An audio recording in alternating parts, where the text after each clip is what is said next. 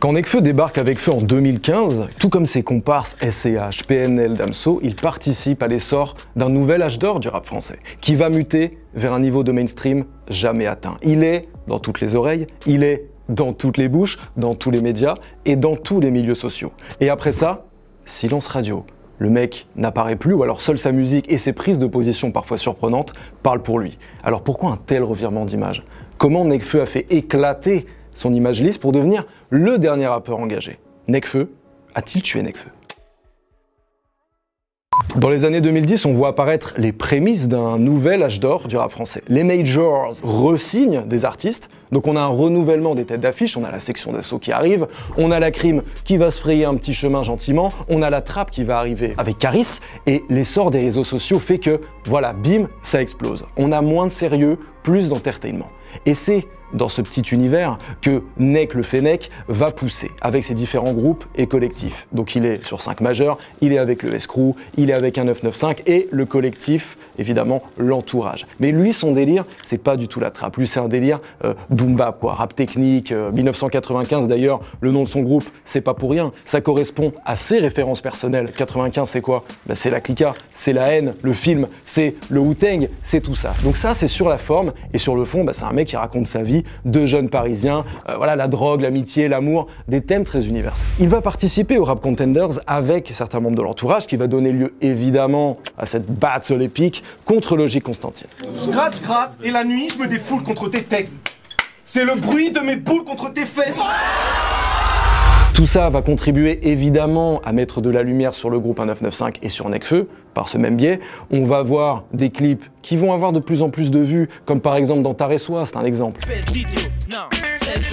Quand on débarque dans Taressois, tes putes, balance une grosse prod brute pour qu'on croque les culs. Et tout ça va mener à un premier EP autoproduit qui s'appelle La Source. Alors on va pas débriefer tous les projets de Nekfeu en duo ou en groupe, ça serait beaucoup trop long. Mais simplement, ce qu'il faut comprendre, c'est que c'est un mec qui crève de réussir en groupe. Lui, ses références en termes de carrière et de trajectoire, c'est 113, c'est Mafia qu'un Free, donc il veut absolument une réussite collective. C'est ça qui le fait bander. On va avoir très rapidement un second EP qui s'appelle La Suite, voilà, qui va être une porte d'entrée sur le rap pour pas mal d'auditeurs. On va y revenir. Mais ce qu'il faut comprendre, c'est qu'à l'époque, bah c'est cool d'écouter un 995. Nekfeu, c'est un mec cool. Nekfeu, à force d'être mis en avant comme leader du groupe, parfois au détriment des autres membres, il commence à penser sérieusement à un projet solo. Et c'est normal, le succès de groupe, il est en train de l'atteindre, ça monte. Donc la suite logique, c'est quoi? C'est un projet solo, bien entendu. Donc ça le titille, et il va commencer à bosser dessus. Mais gentiment, parce qu'ils n'ont pas le temps, ils sont en tournée, il va y avoir le premier album du groupe qui s'appelle Paris Sud Minute, qui va même aller grappiller une petite victoire de la musique dans la catég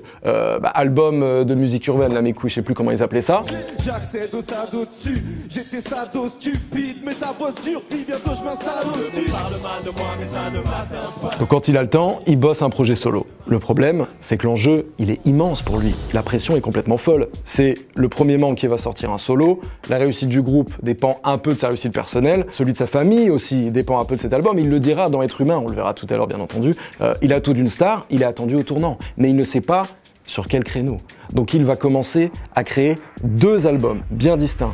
L'un qui va appeler Silex, voilà, qui est très boom bap, code à l'ancienne, fait avec des gens à l'ancienne. Pour certains, j'ai la tête du premier de la classe, mais mon cœur bat pour les reniers de la classe. Et tous ces mecs jeunes, ils peuvent que tailler mes cheveux, mais messieurs, ne me confondez pas avec ces mécheux. Et puis l'autre, un peu plus ouvert, un peu plus Bob Marley, un peu plus mélodieux. Et lui, ce qu'il aime à dire, c'est qu'il a frotté Silex et Étincelle et que ça a donné la forme finale qui s'appelle Feu. Voilà, un mélange subtil des deux. D'ailleurs, avant les premiers extraits officiels de Feu, il va lancer un dernier, voilà, ce qui est un peu le dernier vestige de ses kiffs de 1995, et c'est Time Bomb. C'est le morceau Time Bomb qui ne sera pas sur l'album, mais là on sent qui va rentrer vraiment dans un délire un peu plus mainstream. Et pour cause, il va sortir Égérie en avril 2015. Alors Égérie, c'est quoi? C'est un peu Flashing Lights de Kanye West, en tout cas c'est un hommage évident. Voilà, il rappe dessus, il n'y a pas de souci, il rappe, mais c'est beaucoup plus, voilà, c'est un délire un peu sucré, un peu nighty, et quoi qu'on dise, un peu summer. La même marque de luxe m'a dit on veut bien ton rap. Tu connais les chéris, j'ai dit non merci, j'ai monté ma propre marque et rappelez-moi de rappeler votre égérie. Et à la fin du morceau, il dit ça. Tu vois, cette image qu'ont les gens du rap, nous on va changer ça. Et bon, on a vu effectivement avec On Verra, qui est le deuxième extrait de l'album et qui va vraiment donner la fièvre de feu à toute la France en fait, tout simplement. C'est vraiment la quintessence du mainstream, c'est le summum du commercial, le morceau universel par excellence, quoi. Vraiment, cette espèce d'hymne estival pré-post-bac pour bachelier. Non, franchement, c'est un délire. Et là, on comprend que Nekfeu, à 25 ans, il va y aller à fond et jouer la carte du mainstream, vraiment jusqu'au bout. C'est le quenelle, non? On verra bien, ce que l'avenir nous réservera. On verra bien, on verra bien. Après tout, réussir, c'est ce qu'il veut. Oui? Non? On va le voir. Feu sort en juin 2015, d'accord? Nekfeu, qui avait déjà tout d'une star, et ben il ne fait que confirmer. Le mec est beau gosse, oui, il est beau gosse. Sur l'album, il y a à boire et à manger, il rappe, il y a de la mélo d'ailleurs, il rappe. Bon, il y a des démonstrations techniques un peu forcées, voilà, mais il faut qu'il prouve le mec, c'est bien normal, c'est bien normal. Il est mystérieux et en même temps il se livre un petit peu, enfin je veux dire c'est parfait, donc évidemment que l'album est une immense réussite. En fait c'est le prototype parfait du premier album mainstream d'un rappeur. Ses clips ont des millions de vues, il va même battre un record en digital. Quand l'album sort, il fait 36 000, dont 19 000 en digital, sachant qu'un mois avant, juste avec les précommandes, il était déjà tout en haut du classement au top album iTunes. Voilà, donc dans l'histoire du téléchargement, si on peut se branler un peu, pour un artiste français qui sort un premier album, bah c'est du jamais vu. Il va aller faire son petit disque d'or en 3 semaines, il va faire son platine en 5 mois, et bien sûr que les playlists Skyrock vont être atteintes, évidemment. Il en parle dans Ma Dope. Il en parle dans Ma Dope. Je laisse pas les radios formater mon boulot en autoprod, je ne suis jamais épuisé. Je fais pas mon son pour plaire à Laurent Bounot, mais c'est une victoire quand il est diffusé. Il va bénéficier évidemment d'une couverture médiatique colossale. Un blanc qui a des références littéraires, bah, évidemment qu'on va se branler dessus, il a une casquette en plus. Parce que le mec ramène du boom bap sur un album de Major, donc les mecs des rédactions qui sont un peu vieillissants, bah, ils kiffent ça. Ensuite c'est un blanc qui a des références littéraires, donc ça ouvre des portes bien entendu. Donc il va tout faire. Là il veut finir le jeu, il fait les Mediaspé, il fait Click, il fait Bouscapé, il fait les journaux, il fait Libération, il fait Le Parisien, il fait même des trucs un peu plus grand public comme chez Laurent Ruquier. Il va chez Laurent Ruquier le mec, on n'est pas couché, rendez-vous compte. Alors là pour le coup, tout le monde est un peu dithyrambique sur son album, sauf chez Ruquier, parce que c'est les logiques propres à la télévision, anticonsensuelles. Je vous invite à aller voir la vidéo sur les rappeurs à la télévision, mais ce qu'il va recevoir comme critique par Léa Salamé et Yann Moix, et c'est ça qui nous intéresse, c'est que le mec, en fait, il donne l'impression de vouloir parler de sujets, mais il les effleure simplement. Il n'est pas assez convaincant dans ce qu'il dit, il est trop lisse, il est trop naïf dans l'engagement qu'il prend et il n'est pas assez revendicateur. Ces gens-là étaient extrêmement violents, étaient extrêmement contestataires, c'était Assassin de la police, c'était Paris sous les bombes, c'était toutes ces références-là où il y avait des vrais combats et un vrai engagement politique. Vous, vos textes sont beaucoup plus tendres. On a l'impression que le rap aujourd'hui, et vous l'incarnez, c'est plus faire une bonne punchline, de bonnes paroles, s'amuser avec ses potes, danser. C'est un esprit beaucoup plus bon enfant. Est-ce que j'ai tort ? Vous avez tort. Et c'est un peu les critiques qu'il va recevoir sur Feu, c'est-à-dire de vouloir parler de sujets, mais pas y aller vraiment, quoi. Et je pense que s'il était resté dans un délire vraiment purement mainstream où il parle de rien du tout, on n'aurait pas attrapé sa veste. Alors évidemment, on compte une dizaine de phrases pseudo-engagées dans Feu. Oui, sur un morceau très mainstream comme Ruff avec Ed Sheeran, il va dire que sa pote est mignonne et qu'elle est voilée, il va dire que les flics la jouent cow-boy, ou il va dire que c'est plus facile quand t'es blanc. Est-ce que pour autant on peut dire qu'il se prononce contre le racisme et l'islamophobie ? Je suis pas sûr. Et c'est la critique qui va lui être faite. Quand il dit sur Martin Eden que c'est plus facile quand t'es blanc, il le dit, d'accord, mais derrière aussi, il revendique sa position numéro 1, et pour être numéro 1, il faut être le moins clivant possible. L'engagement, c'est le risque de quoi ? C'est le risque de ne plus être bankable et de ne plus faire son beurre, tout simplement. Et globalement, le mainstream, c'est ça, c'est incompatible avec l'engagement et les prises de position. Un grand succès populaire, tu vas pas le faire en disant des dingueries politiques ou en parlant de sujets qui fâchent, tout simplement. Stromae le fait, mais c'est dans un credo bien particulier. Mais là, il n'est pas question de ça. Et surtout, Nekfeu a déjà goûté à ça, et ça lui a fortement déplu. Rappelez-vous, en 2013, le film La Marche est sorti. Un film avec Jamel Debbouze sur la première marche antiraciste qui avait pris l'ampleur nationale, qu'on appelait la Marche des Beurs, en 83. Il y a eu un film là-dessus, et en parallèle, DJ Core a fait un album inspiré du film, avec un Pussycat, n'est-ce pas? Et dessus, Nekfeu dit ça. Les miens se lèvent tôt, j'ai vu mes potos taf et je réclame un autodaf et pour ces chiens de Charlie Hebdo. Autant vous dire que quand il y a eu les attentats de Charlie Hebdo et même ceux d'après, et que Nekfeu était en train... Pardon, vomir.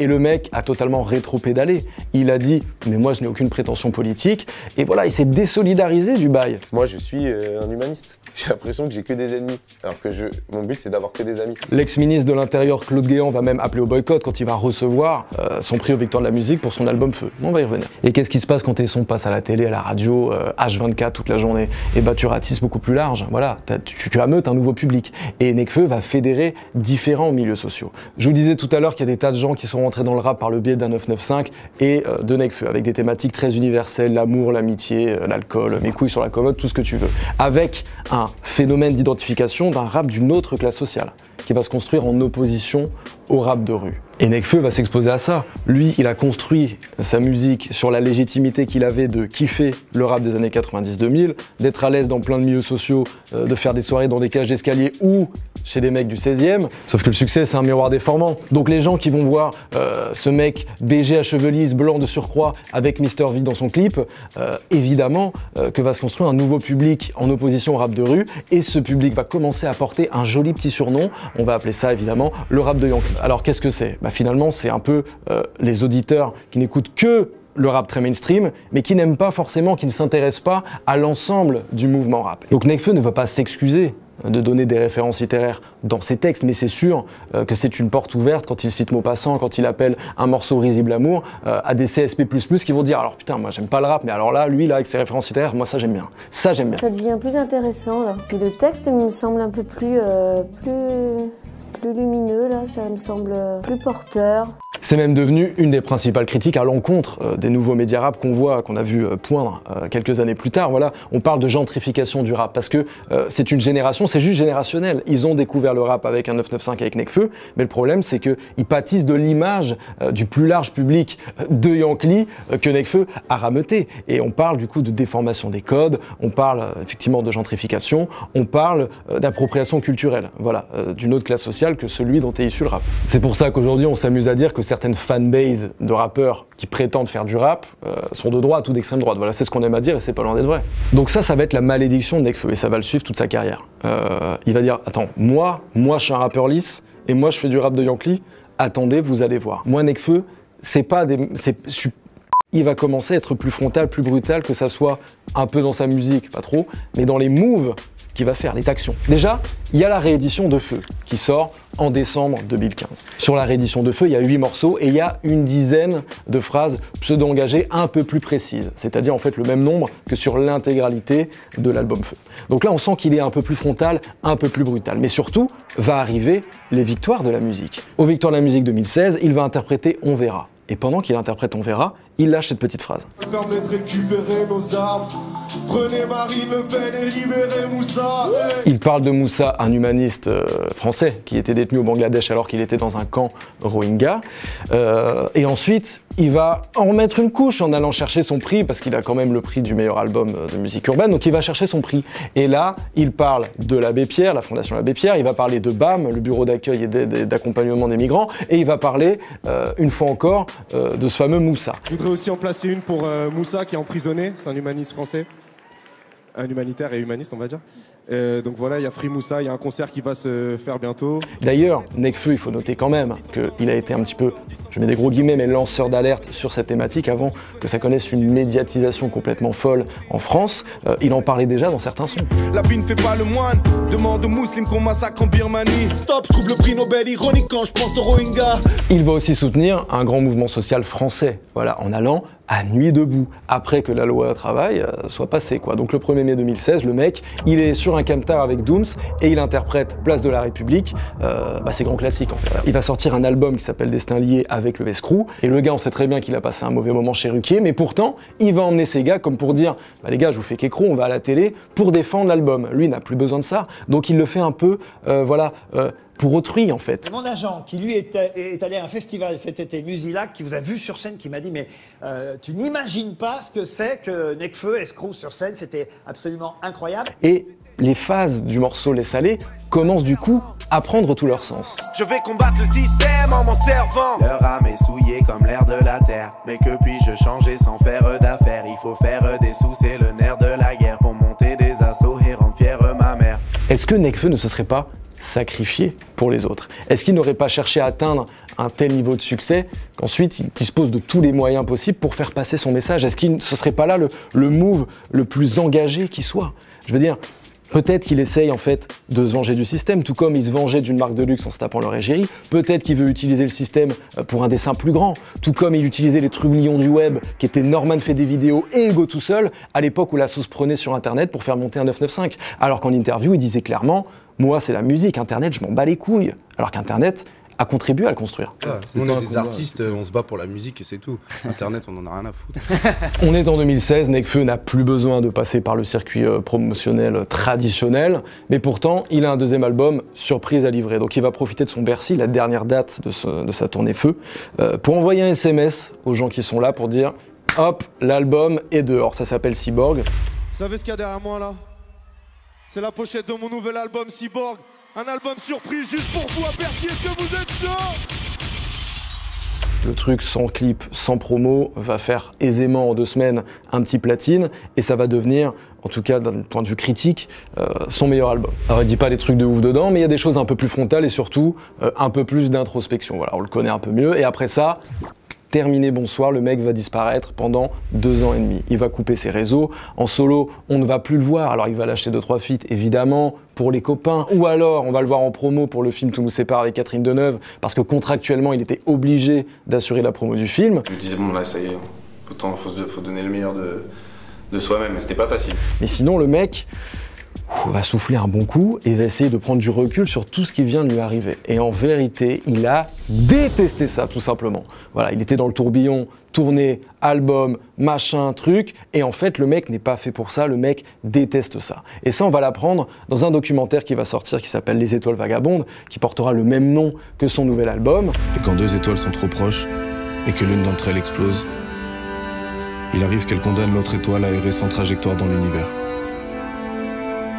On les appelle les étoiles vagabondes.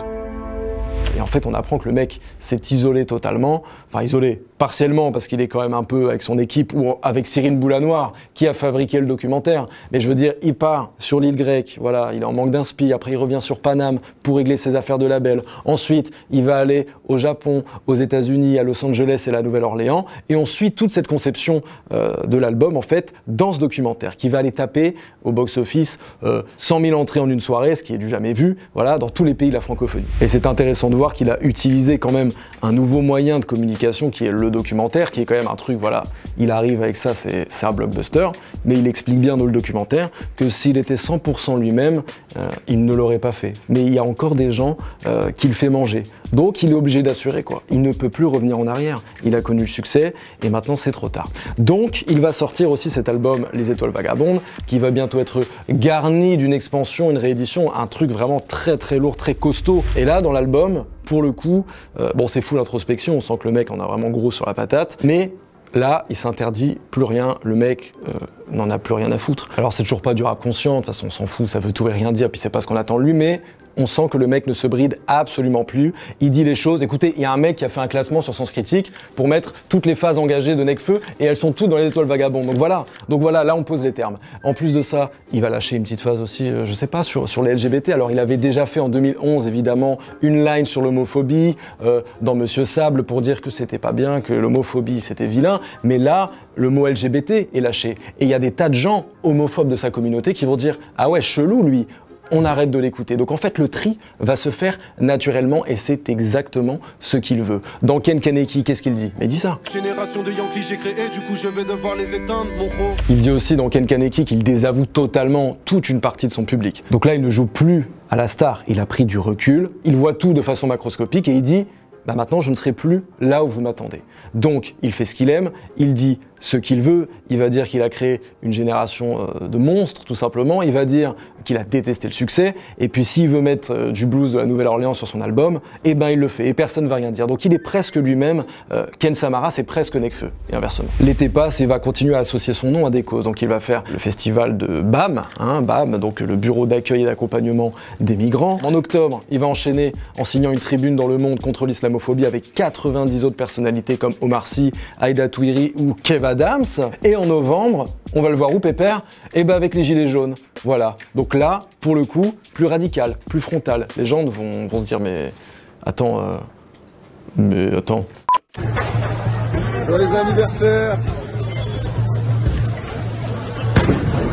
Tout comme son écriture n'est pas toujours subtile, ses engagements ne le sont pas non plus. Par exemple, sur la Don Dada mixtape, quand il va dire Skyrock pédophile FM, etc., etc., ben c'est un move, il faut avoir les moyens de les assumer. Je ne suis plus jeune et faible, Skyrock pédophile FM, chez nous y a personne qui les aime. D'ailleurs, ça avait beaucoup plu à Booba. Il faut avoir les moyens, il faut être en position de, voilà, des moyens financiers, des moyens communicationnels, les moyens de ne plus passer sur Skyrock. Bon, en l'occurrence, ils vont continuer à le diffuser, donc bon, c'est pas un très bon exemple, mais quand même. Donc autour de ça, c'est vrai, il y a une ambiance un petit peu prouveur. Mais parce qu'il a approuvé. Il a approuvé. Il y a toute une partie de sa fanbase qu'il a érigé au rang de mec lisse. Donc il est obligé de, par des actions et par des engagements qui vont devenir des coups de com', évidemment, bah, redresser la barre, comme je le disais, dès que ça part un petit peu à droite, hop, il la ramène à gauche pour dire, moi, écoutez, de base, je suis un mec, j'ai la fibre sociale. Tout comme il a rappelé dans son dernier album que ce n'est pas parce que des gens l'écoutent qu'il les cautionne, là il rectifie le tir en disant que sa vraie nature,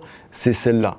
Alors, vous suivez ou vous sautez. Alors la question qui peut se poser, c'est comment rester successful en gardant son engagement et ses prises de position. Et bien soit en sacrifiant une partie de son public, soit en l'éduquant. Et c'est ce qu'il va s'attacher à faire. Car je l'ai dit, s'engager demande des moyens, et lui il les a désormais, communicationnels, financiers. Et donc là, attention, on est un peu dans Bourdieu, le mec a transformé son capital culturel, connaissance du rap, pratique du rap, musique, en capital économique, voilà, puisqu'il a gagné sa vie avec, il a atteint un sacré niveau de succès. Et maintenant, il fait le chemin inverse. Il ramène tout ça sur un capital culturel, fibre sociale, combat, engagement, pour le mettre dans les classes qui s'en battent les couilles, des gens qui ne se seraient pas intéressés à ça, de prime abord, voilà, parce que déjà riche par exemple. Aujourd'hui, on ne sait pas si on aura encore de la musique de lui en solo. Ce qui est sûr, c'est qu'il continue à œuvrer au niveau social et au niveau humanitaire. On l'a vu en 2021 avec Banny Street, l'ONG. T'es venu, t'as partagé, est-ce que t'as un mot à dire par rapport à tout ce que t'as vécu ici, avec les jeunes? Franchement, ça m'a touché de fou. Grosse force à toi. Là, je suis gêné de parler comme ça, mais je vais revenir et je vais essayer de donner un coup de main s'il y a moyen. Et j'aimerais bien que tout le monde fasse la même chose. On l'a vu tout récemment manifester pendant la réforme des retraites. Et je pense que tout cet engagement, en fait, pour lui, c'est une sorte de retour au collectif. Il a goûté au succès, il a détesté ça. Il était tout seul tout en haut, il a dit non, non, pas pour moi. Pour lui, le succès n'a de saveur qu'en groupe. Et quand il retourne faire un album avec le Escrew, ou quand il s'engage, etc., tout ça, c'est un moyen de faire collectif, en fait, une réussite collective. Alors, il a perdu sa carte bancaire, on l'a vu récemment, mais il a reconstruit sa carte d'identité. Et aujourd'hui, Nekfeu ne doit faire qu'un avec Ken Samaras. Alors, est-ce que Nekfeu a tué Nekfeu ?